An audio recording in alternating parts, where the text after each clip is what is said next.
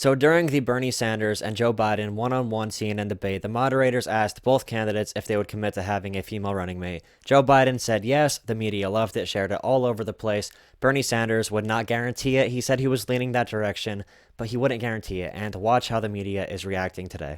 The Democratic electorate that got Joe Biden to this point, from Super Tuesday through last week and to this moment, are propelled by women and women of color in particular. So not responding to that segment of the electorate that brought Joe Biden to the top of this field, I think would be an error. And I'm surprised Bernie Sanders hedged on this. He doesn't hedge on questions about Medicare for all. In fact, he criticizes those of us who don't unequivocally support every single policy proposal that he puts forward. But on the question about a woman, he can't unequivocally say yes. I think that that's a big mistake. And I think maybe he regrets that in this particular moment when Joe Biden was able to respond to the women in our electorate who are demanding this. It's about time we've had a woman. We're the majority of the voters. Picking a woman as your running mate is not a policy position. They are comparing Bernie supporting Medicare for all unequivocally to Joe Biden nominating a woman VP. That shows you everything you need to know. Policy or, oh, here's some identity politics. We'll throw you a bone. Bernie simply won't play these media games, and Joe Biden will. That's why Joe Biden is beating Bernie Sanders. Bernie says, I would rather make sure this person is a strong progressive. I am looking more towards women because we need that role filled by a woman for obvious reasons, but I'm not just going to pick someone based on their gender. I'm not going to pick Sarah Palin to be my running mate. I'm not going to pick somebody who doesn't align with my beliefs just because of that. I'm not into tokenism. Joe Biden says, yeah, I'll pick a woman. Yeah. And then the media shares it all over the place. Free positive media, because he says he will pick a woman running mate, a VP.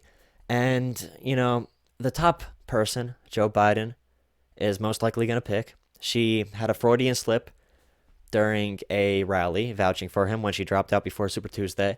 All the insiders are reporting this right now, that Amy Klobuchar is the number one idea and Joe Biden's number one pick. It's not even Elizabeth Warren anymore. Like in 2016, Joe Biden said he wanted Warren as a running mate if he ran. I guess she's out the door now. I mean, maybe because she didn't endorse him or something. But Amy Klobuchar is essentially the 2020 version of Tim Kaine in 2016 that Hillary picked. A big FU to the progressive movement. And we're supposed to take it, and we're supposed to be happy about it simply because she is a woman. If that's his pick. It's not even Stacey Abrams, who we all thought was going to be his pick, a woman of color, which makes sense. But right now, if it is Amy Klobuchar, big middle finger.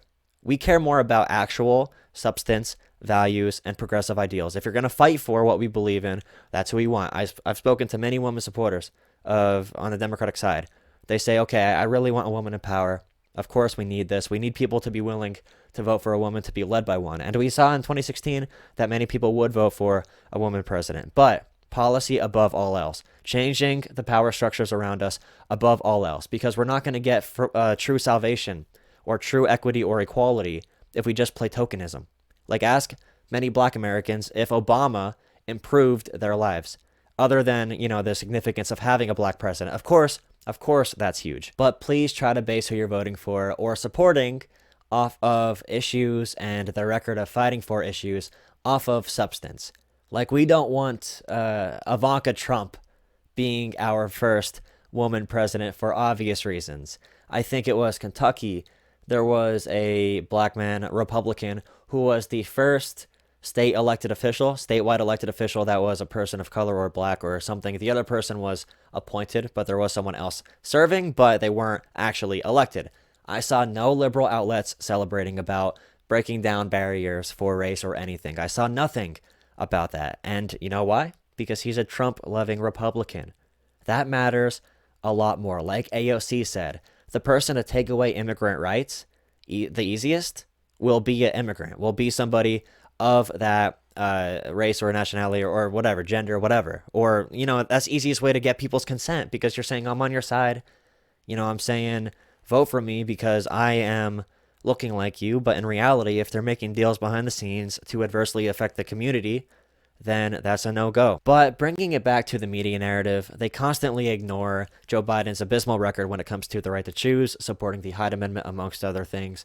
And on the other hand, they ignore Bernie Sanders' entire life of fighting for women's rights, fighting for the right to choose, before people knew about him, before it was on a national stage, before it was popular. And that's how you judge who a person actually is and what that person fights for. But right now, in our age of superficial politics and shiny object politics, that just doesn't break the surface right now, I guess. And that's why Bernie supporters were so supportive of him, so unwavering. And that's also why, he's losing at this point.